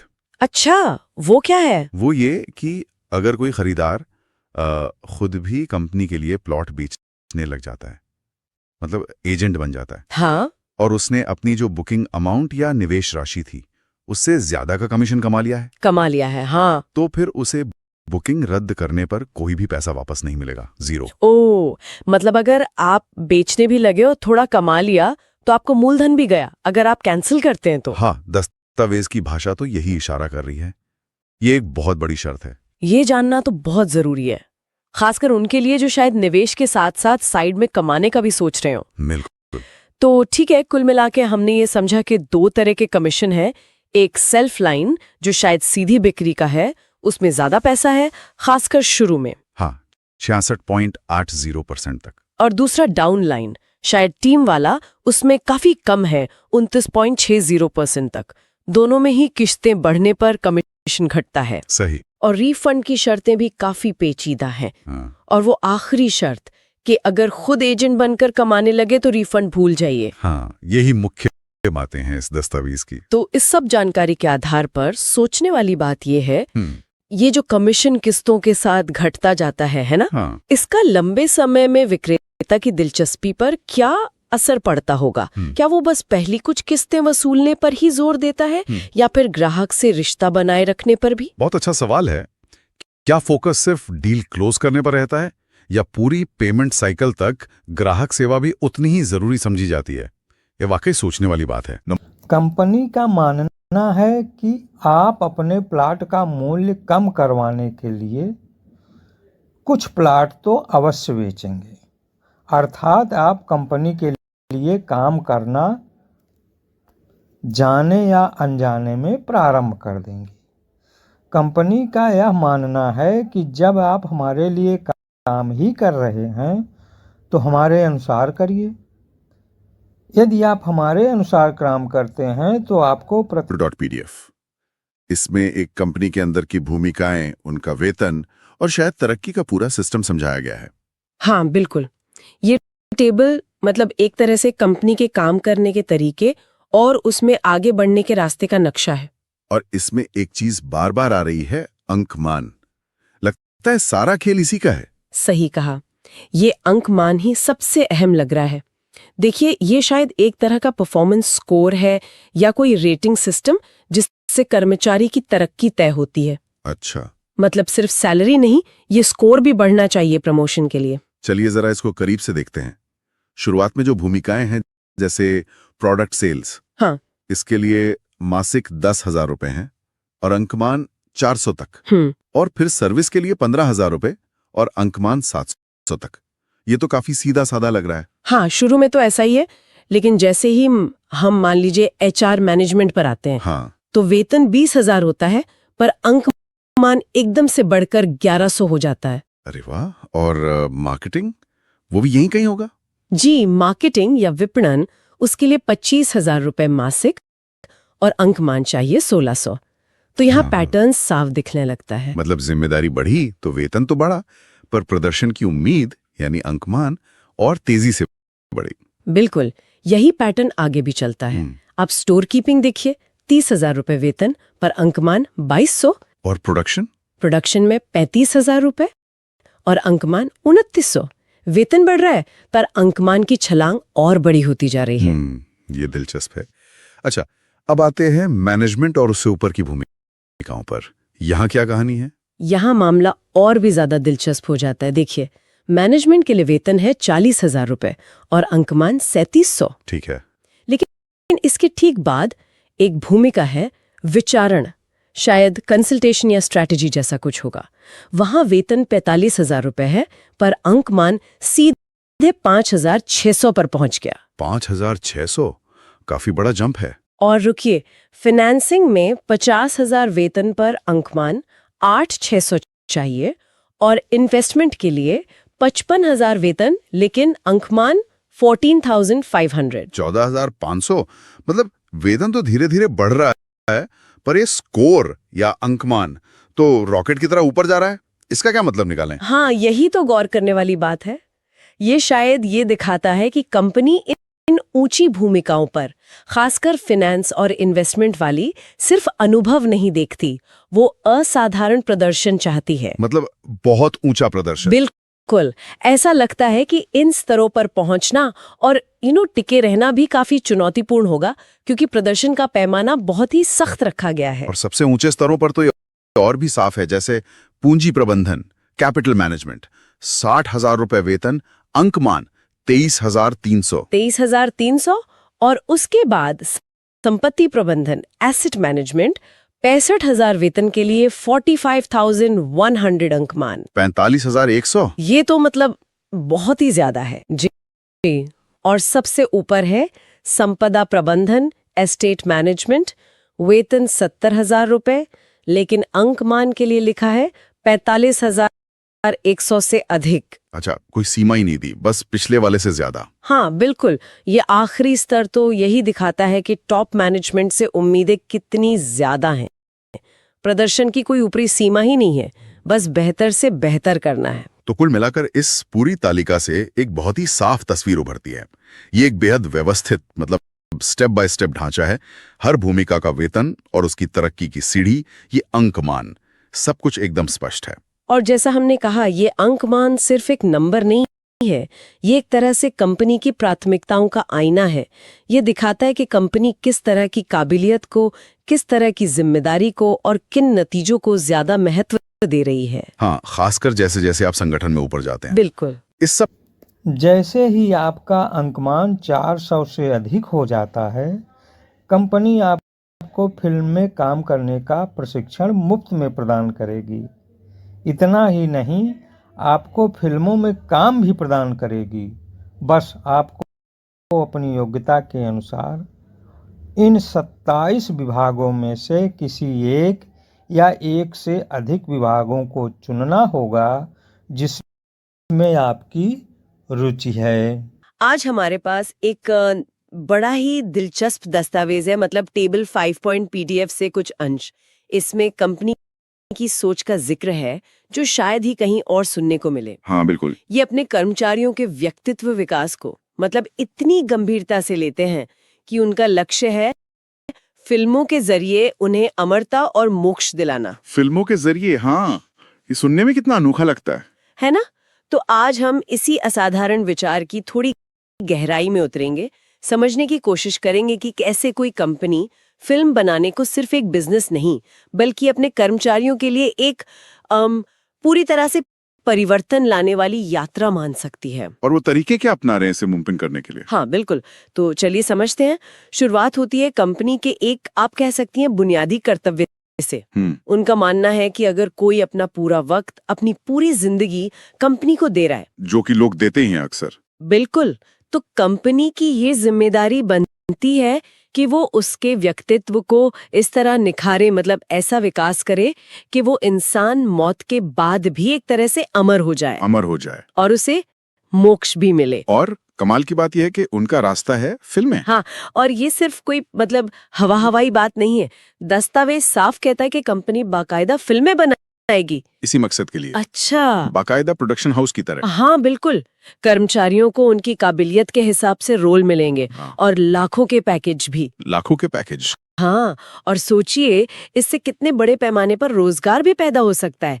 दस्तावेज कहता है कि एक फिल्म यूनिट में करीब 300 लोग हो सकते हैं। 300 लोग? Producer, director, cameraman, singer, dancer, writer, मतलब पूरी की पूरी टीम। बाप रे। तो ये सिर्फ कर्मचारियों के व्यक्तिगत विकास की बात नहीं है, ये तो एक बड़े रोजगार मॉडल की भी बात कर रहे हैं। ये तो बहुत दिलचस्प है। हाँ, पहलू कई हैं इसके। अच्छा, कला और कलाकारों को लेते भी इनके विचार काफी पक्के लगते हैं ना? दस्तावेज में कुछ जिक्र है इसका। हाँ बिल्कुल है। वो मानते हैं कि डांसर जो हैं वो सबसे अच्छे कलाकार होते हैं। डांसर? अच्छा। और जो लेखक और कवि हैं उन्हें डायलॉग की, संवाद की गहरी समझ होती है। और जो लोग बिजनेस में हैं, व्यवसायी, वो डायलॉग डिलीवरी में माहिर होते हैं। ये उनका वर्गीकरण है। ये तो बड़ा ही मतलब खास तरह का वर्गीकरण है। पर साथ ही ये भी मानते हैं कि हर इंसान पैदाइशी कलाकार है। ये दोनों बातें एक साथ कैसे? हाँ, ये थोड़ा विरोधाभासी लगता है, पर उनकी सोच ये है कि देखिए, हर कोई जन्म से कलाकार तो है और रंग रूप की जो छोटी मोटी कमियां हैं वो तो मेकअप से छिप सकती हैं। अच्छा। लेकिन, और ये बहुत अहम नुक्ता है उनका, एक्टिंग का जो हुनर है, डायलॉग की जो समझ है और उसे बोलने का जो सलीका या अंदाज है, ये चीजें ना तो जन्म से मिलती हैं और ना ही मेकअप से आती हैं। अच्छा, तो ये हुनर सीखने पड़ते हैं। बिल्कुल। और इसी सोच ने उन्हें एक दुविधा में डाला था। क्या दुविधा थी वो? देखिए, उनके सामने दो रास्ते थे। एक तो ये कि वो अनुभवी कलाकार चुने, जैसे उन्होंने कहा, डांसर, लेखक, व्यवसायी, जिनमें ये गुण पहले से हों। लेकिन उससे खर्चा बढ़ जाएगा, जाहिर है। हाँ, बजट काफी बढ़ जाएगा। और दूसरा रास्ता था कि आम लोगों को चुने और उन्हें एक्टिंग, डायलॉग वगैरह में मतलब प्रशिक्षित करें, ट्रेन करें। ये से बजट काबू में रहेगा। बिल्कुल। और उन्होंने चुना दूसरा रास्ता, आम लोगों को ट्रेन करने का। अच्छा, तो वो मानते हैं कि आम लोगों को सिखाया जा सकता है ये सब। हाँ, उनका विश्लेषण ये कहता है कि एक मंझे हुए कलाकार और एक नौसीखिए में जो बुनियादी फर्क है वो सिर्फ 8 तरह के फोबिया का है, डर का। सिर्फ 8 तरह के डर? हाँ, बस। हाँ, उनका यही मानना है। अगर इन डरों पर काबू पा लिया जाए तो कोई भी परफॉर्म कर सकता है। 8 फोबिया? ये कौन कौन से डर हैं? ये सुनने में बड़ा दिलचस्प लग रहा है। ऑडियंस फोबिया, डायलॉग बोलने का डर, संवाद फोबिया, अच्छा, अपनी बॉडी लैंग्वेज सही ना होने का डर, प्रदर्शन यानी परफॉर्मेंस का डर, कैमरे का डर, डायरेक्टर का डर, डायरेक्टर का भी डर, हाँ, और प्रोड्यूसर का डर। ये 8 फोबिया गिनाए गए हैं। पूरी लिस्ट है डर की। तो क्या ये मानते हैं कि इन डरों को दूर करना आसान है? उनका यही मानना है। वो कहते हैं कि इन फोबिया को दूर करना मुश्किल नहीं है। दस्तावेज में तरीके भी बताएं। जैसे एक्टिंग फोबिया के लिए बस शर्म छोड़ने की जरूरत है। ऑडियंस फोबिया के लिए अपने किरदार पर फोकस करो, दर्शकों पर नहीं। डायलॉग फोबिया के लिए बिजनेस पर्सन जैसा आत्मविश्वास लाओ। इस तरह की बातें हैं। अच्छा। तो इसी भरोसे पर उन्होंने आम लोगों को प्रशिक्षित करने का फैसला किया कि डर ही तो हटाना है। समझ गई। चलिए, अब उन बड़े शब्दों पर वापस आते हैं, अमरता और मोक्ष। हाँ। कंपनी के हिसाब से इनका मतलब क्या है? क्योंकि पारंपरिक अर्थ तो यहाँ शायद फिट नहीं होते। बिल्कुल सही कहा आपने। उनकी परिभाषा बहुत, आप कह सकते हैं, व्यवहारिक है, फिल्मों के संदर्भ में है। अच्छा। अमरता का मतलब है मौत के बाद भी अपनी फिल्मों के जरिए पर्दे पर जिंदा रहना। ओह। मतलब आप चलते फिरते, बोलते, खाते पीते, प्यार करते दिख रहे हैं, जैसे कि आप गए ही नहीं। एक तरह की डिजिटल अमरता। डिजिटल अमरता, वाह। और मोक्ष, उसका क्या मतलब निकाला इन्होंने? मोक्ष का मतलब उन्होंने बताया है एक ऐसी स्थिति जहां इंसान सिर्फ सोचे और काम हो जाए। सोचें और काम हो जाए, कैसे? ये तब मुमकिन है जब उसके पास मतलब काम से ज्यादा काम करने वाले लोग हों, चुनौती से ज्यादा ताकत हो, खर्चे से ज्यादा पैसा हो, समस्या से ज्यादा ज्ञान हो, भावना या इमोशन से ज्यादा बुद्धि या इंटेलेक्ट हो और 24 घंटे से ज्यादा समय हो। यानी हर तरह के संसाधनों की प्रचुरता, कोई कमी ही ना हो। बिल्कुल। ऐसी स्थिति जहां कोई अभाव ना हो और कंपनी इसे अपने कर्मचारियों के खून पसीने का हक मानती है। ये उनकी जिम्मेदारी है कि वो उन्हें इस स्थिति तक पहुंचाएं। कमाल है। यानी मोक्ष का मतलब है परम आत्मनिर्भरता और संसाधनों की ऐसी बहुतायत कि बस सोचने भर की देर हो। हाँ, यही उनका नजरिया है। तो कुल मिलाकर देखें तो ये दस्तावेज एक ऐसी कंपनी का खाका खींचता है जो मानती है कि फिल्म निर्माण के जरिए वो न सिर्फ अपने समर्पित कर्मचारियों को रोजगार देगी, बल्कि उन्हें कलात्मक हुनर सिखाकर और उनके ये जो 8 डर हैं उन्हें दूर करके उन्हें अपनी परिभाषा वाली अमरता और मोक्ष तक पहुंचा सकती है। वाकई ये सोच तो बिल्कुल ही अलग है। मतलब ये सोचने वाली बात है कि अगर किसी के काम को इस तरह देखा जाए, अमरता और मोक्ष के रास्ते के तौर पर, हाँ, चाहे उनकी परिभाषा कुछ भी हो, पर ये नजरिया किसी इंसान का अपने करियर और अपनी कंपनी के साथ जो रिश्ता है उससे कैसे बदल सकता है। सही बात है। एक बिल्कुल नया आयाम जुड़ जाता है काम से। हाँ, इस पर वाकई सोचने जैसा है। नमस्कार, आज हमारे पास एक काफी अनोखा दस्तावेज आया है। किसी कंपनी की फिल्मी पैकेज टेबल जैसा दिख रहा है। हाँ, ये लग तो ऐसा ही रहा है कि जो लोग कंपनी के लिए प्लॉट बेचते हैं शायद उनके लिए है ये, और बदले में उन्हें ये फिल्मी पैकेज मिलता है। चलिए देखते हैं जरा इसमें क्या है। बिल्कुल। ये टेबल बेसिकली सेल्स के टारगेट्स और उनसे जुड़े मॉनेटरी रिवॉर्ड्स को दिखाती है और इसे नाम दिया गया है फिल्मी पैकेज। अच्छा। इसमें 4 मेन कॉलम दिख रहे हैं। सीरियल नंबर हैं, फिर है स्वयं द्वारा बेचे गए प्लॉट मतलब सेल्फ सेल्स, हाँ, फिर डाउनलाइन द्वारा बेचे गए प्लॉट और आखिर में जो भी टारगेट पहले पूरा हो उस पर मिलने वाला पैकेज अमाउंट। डाउनलाइन मतलब वो टीम जो आप अपने नीचे बनाते हैं, है ना, उनकी सेल्स का भी फायदा मिलता है। बिल्कुल सही कहा आपने। ये एक तरह से मल्टी लेवल या टीम बेस्ड सेल्स मॉडल की तरफ इशारा करता है। अच्छा, तो ये पैकेज काम कैसे करता है? इसमें लेवल्स वगैरह हैं? हाँ, इसमें 11 लेवल या लाइनें दी हुई हैं। जैसे पहला लेवल है अगर कोई खुद 2 प्लॉट बेचता है या फिर उसकी डाउनलाइन टीम मिलकर 4 प्लॉट बेच देती है। कोई भी एक चीज पहले हो जाए। जी, जो भी पहले हो। तो पैकेज है 18,000 रुपए का। ठीक है, 18,000 शुरुआत के लिए ठीक लग रहा है, लेकिन ये फिल्मी पैकेज नाम ये थोड़ा कंफ्यूजिंग है। क्या ये सिर्फ कैश है या सच में कोई फिल्म कनेक्शन है? देखिए, टेबल में तो हर लेवल के सामने सीधे सीधे रुपए में अमाउंट लिखा है, लेकिन हाँ, आखिर में एक नोट है जो इस नाम को थोड़ा और मतलब देता है। उस पर आते हैं। अच्छा, पहले जरा ये देखते हैं कि ये नाम बढ़ता कैसे है। लेवल 2 पर जाएं तो 3 सेल्फ प्लॉट या 7 डाउनलाइन प्लॉट। 7 डाउनलाइन। हाँ, और पैकेज हो जाता है 36,000 रुपए का। डबल हो गया सीधा। जी। और लेवल 3 पर 4 सेल्फ प्लॉट या 15 डाउनलाइन प्लॉट पर 81,000 रुपए। अरे वाह, मतलब सिर्फ एक सेल्फ प्लॉट बढ़ाया या डाउनलाइन में कुछ और लोग जोड़े और अमाउंट तो दुगने से भी ज्यादा हो गया। ये तो काफी तेजी से बढ़ रहा है। हाँ, और ये पैटर्न आगे भी चलता है। शुरू के लेवल्स के बाद तो रकम काफी तेजी से बढ़ती है। कोई बीच का लेवल बताएं। हाँ, जैसे लेवल 5 को देखें। टारगेट है 6 सेल्फ प्लॉट या 63 डाउनलाइन प्लॉट्स। 63? जी। और पैकेज है 2,25,000 रुपए। 2,25,000 अच्छा खासा अमाउंट है। और अगर हम बिल्कुल टॉप लेवल पे जाएं, लेवल 11, तो वहां 12 सेल्फ प्लॉट या 3,000 से ज्यादा डाउनलाइन प्लॉट बेचने पर पैकेज है 16 लाख रुपए का। 16 लाख, जबरदस्त। लेकिन एक चीज नोटिस करने वाली है। बताइए। ऊपर के लेवल्स में सेल्फ प्लॉट का टारगेट उतना नहीं बढ़ रहा जितना डाउनलाइन का। जी। जैसे लेवल 8 पर 9 सेल्फ प्लॉट है और लेवल 11 पर 12, सिर्फ 3 का फर्क। हाँ, लेकिन डाउनलाइन टारगेट 383 से बढ़कर 3,000 प्लस हो गया।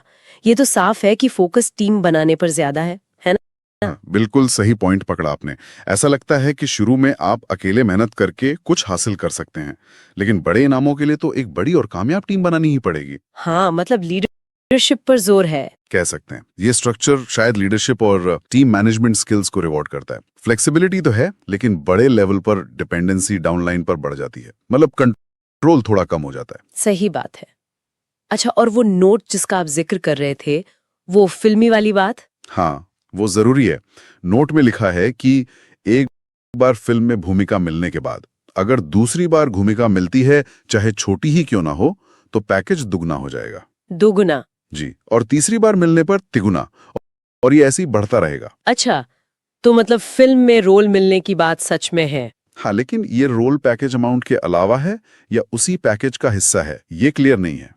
सही कहा आपने, ये दस्तावेज में साफ नहीं है। टेबल में अमाउंट है, नोट में रोल का जिक्र है, पर दोनों जुड़े कैसे हैं ये नहीं बताया। हाँ, हो सकता है कि टारगेट पूरा करने पर आपको पैसे भी मिले और फिल्म में रोल का मौका भी मिले, और फिर अगर दोबारा रोल मिलता है तो शायद कैश वाला हिस्सा डबल हो जाए। ये तरीका तो काफी अलग है। मतलब सेल्स की अचीवमेंट को एक ग्लैमरस चीज फिल्म रोल से जोड़ने की कोशिश है। बिल्कुल। ये कुछ लोगों के लिए शायद सिर्फ कैश बोनस से ज्यादा मोटिवेटिंग हो सकता है। एक तरह का गेमिफिकेशन भी है इसमें। लेवल अप करो, रिवॉर्ड पाओ, और रिपीट करने पर और बड़ा रिवॉर्ड। तो कुल मिला के देखें तो ये सिर्फ एक सेल्स इंसेंटिव प्लान नहीं है। इसमें ग्लैमर का तड़का है, रिपीट परफॉर्मेंस पर जोर है, और टीम बनाने पर भी फोकस है। हाँ, ये परंपरागत कमीशन स्ट्रक्चर से तो बहुत अलग है। और ये फिल्मी पैकेज नाम सिर्फ कहने के लिए नहीं, बल्कि इसका मतलब भी है थोड़ा अस्पष्ट ही सही। निश्चित रूप से। और ये सोचने वाली बात है कि इस तरह के गैर पारंपरिक नाम किस तरह के लोगों को खींचते होंगे। हाँ, और क्या ये लंबे समय तक मोटिवेशन बनाए रख पाते हैं या सिर्फ शुरू का आकर्षण होता है? इस पर विचार करना वाकई दिलचस्प होगा। नमस्कार। आज हमारे पास एक काफी दिलचस्प चीज है देखने के लिए। ये एक धन्यवाद संदेश है, एक तस्वीर के रूप में शेयर किया गया है। पहली नजर में तो ये बस एक सीधा साधा सा थैंक यू नोट लगता है ना, किसी कंपनी की योजना पर मतलब विचार करने के लिए आभार जताया गया है। हाँ हाँ, बिल्कुल। ऊपर से देखने पर तो बहुत सामान्य लगता है। जैसे लिखा है, अपनी व्यस्त जिंदगी में भी कंपनी की योजना को देखने, सुनने, समझने, परखने का समय दिया। ये तो मतलब एक विनम्र तरीका है किसी के समय की सराहना करने का। अक्सर देखते हैं हम ऐसे संदेश। सही कहा, लेकिन जैसे ही हम थोड़ा आगे पढ़ते हैं ना, तो इसका लहजा बदलने लगता है। ये सिर्फ धन्यवाद नहीं रह जाता, इसमें तुरंत एक प्रस्ताव भी जुड़ जाता है। यदि आपको पसंद आया हो तो जिंदगी को एक नया रंग दीजिए। ये तो एक सुझाव से ज्यादा एक तरह का बुलावा सा लगता है। हाँ, यही से ये बात थोड़ी गहरी होना शुरू होती है। जिंदगी को एक नया रंग दीजिए। ये बहुत भावनात्मक, बहुत आकर्षक वाक्यांश है। ये थोड़ा अमूर्त है, मतलब साफ नहीं कि क्या रंग, पर एक सकारात्मक बदलाव का वादा करता है। लगता है जैसे जिंदगी बदल देने वाली बात हो। बिल्कुल। और इसे सीधे कंपनी की योजना से जोड़ना, ये दिखाता है कि भेजने वाला अपनी योजना को सिर्फ कोई प्रोडक्ट या सर्विस नहीं मान रहा, वो इसे जीवन बदलने वाला समाधान बता रहा है। और ये बदलाव कितना बड़ा हो सकता है, इसका अंदाजा तो अगली ही पंक्ति से लग जाता है। लिखा है, जिससे ये जीवन भी बन जाए और वह जीवन भी। ये तो मतलब सिर्फ नौकरी या पैसे से कहीं आगे की बात हो गई। वह जीवन, इसका क्या मतलब हो सकता है भला? ये एक दिलचस्प मोड़ है। यह जीवन तो ठीक है, दुनियावी सफलता, सुख, समृद्धि, लेकिन वह जीवन, इसकी कई व्याख्याएं हो सकती हैं। शायद भविष्य की सुरक्षा, या फिर जैसा आगे के शब्दों से लगता है कुछ और गहरा हो सकता है, आध्यात्मिक। इस तरह की भाषा का इस्तेमाल किसी बिजनेस के संदर्भ में एकदम से ध्यान खींचता है। ये सुनने वाले की जो बुनियादी इच्छाएं होती हैं, शायद चिंताएं भी, उन्हें छूने की कोशिश है। और फिर तो ये संदेश सीधे सीधे मतलब आध्यात्मिक दायरे में ही पहुंच जाता है। अमर हो जाइए, मोक्ष प्राप्त कर लीजिए। किसी कंपनी की योजना के लिए ये कहना तो कमाल है। क्या ये सिर्फ अलंकार है, बढ़ा चढ़ाकर कहा गया है, या कुछ और? हाँ, ये वाकई चौंकाने वाला है। यहीं पर यह संदेश अपनी सामान्यता पूरी तरह खो देता है। अमरता और मोक्ष, ये तो मानव अस्तित्व के सबसे बड़े लक्ष्य माने जाते हैं। गहरे दार्शनिक और धार्मिक मायने हैं इनके। इन्हें किसी व्यावसायिक प्रस्ताव से जोड़ना कई सवाल खड़े करता है। क्या ये सिर्फ ध्यान खींचने के लिए अतिशयोक्ति है, या फिर ये किसी खास विचारधारा को दिखाता है जहां दुनियावी तरक्की और आध्यात्मिक उन्नति मतलब साथ साथ चलती हैं? ये भी सोचने वाली बात है कि सुनने वाले पर इसका क्या असर पड़ता होगा। क्या लोग इससे प्रेरित होते होंगे, या शक करते होंगे। शायद ये तो व्यक्ति पर निर्भर करता है। निश्चित रूप से कुछ लोगों को जो जीवन में शायद कोई गहरा अर्थ ढूंढ रहे हैं, उन्हें यह प्रेरणा दे सकता है, और दूसरों को ये अविश्वसनीय लग सकता है या शायद चालाकी भरा भी। लेकिन एक बात तो पक्की है, ये ऐसा संदेश नहीं है जिसे अनदेखा किया जा सके। ये एक भावनात्मक प्रतिक्रिया जगाने के लिए ही बनाया गया है, चाहे वो अच्छी हो या बुरी। ये बिजनेस कम्युनिकेशन की सीमाओं को कह सकते हैं चुनौती दे रहा है। और संदेश का अंत भी वो भी इसी जोरदार अंदाज को बनाए रखता है, एवमस्तु तथैव च। इसका मतलब है ऐसा ही हो और वैसा ही होगा। ये तो किसी आशीर्वाद या पक्के इरादे जैसा लगता है। और फिर बड़े अक्षरों में धन्यवाद। हाँ, ये समापन भी पारंपरिक धन्यवाद से बहुत अलग है। एवमस्तु तथैव च, ये एक तरह की पुष्टि है, जैसे कोई भविष्यवाणी कर रहा हो। ये संदेश को एक वजन देता है, गंभीरता देता है। ऐसा लगता है जैसे भेजने वाला पूरी तरह आश्वस्त है कि ये योजना वाकई जीवन बदल देगी, मोक्ष तक ले जाएगी। ये लगभग एक आदेश या घोषणा जैसा लगता है, सिर्फ सुझाव नहीं, ये आत्मविश्वास दिखाता है।